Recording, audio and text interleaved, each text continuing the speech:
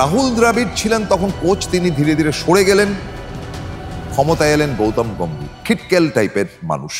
আমাদের এই Kolkata night Riders IPL এর তার কোচ ছিলেন এবং টেরিফিক গুড পারফরমেন্স, কিন্তু ওই অবধি। ইন্ডিয়ার কোচ হওয়ার পর তিনি রাজনৈতিক, তিনি বিজেপি পার্টির সাংসদ ছিলেন, ফলে তার মনে হলো যে আমি যা খুশি তাই করতে পারি, কে আমাকে আটকে, আমার পার্টি তো ক্ষমতায়। এই মিসইউজটা কিন্তু মানে বিরাটভাবে করতে শুরু করলেন গম্ভীর।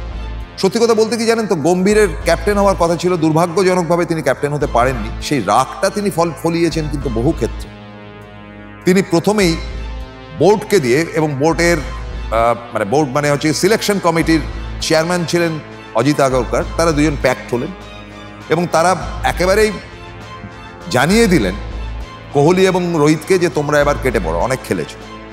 অত্যন্ত অসম্মানিত হলেন রোহিত এবং কোহলি, এবং তারা দুজনেই টেস্ট ক্রিকেট থেকে গুড বাই বললেন, T20 থেকে গুড বাই বললেন চ্যাম্পিয়ন হওয়ার পর। রইল বাকি 50 ওভার্স, তার থেকেও বাদ দেওয়ার একটা পরিকল্পনা চলছিল।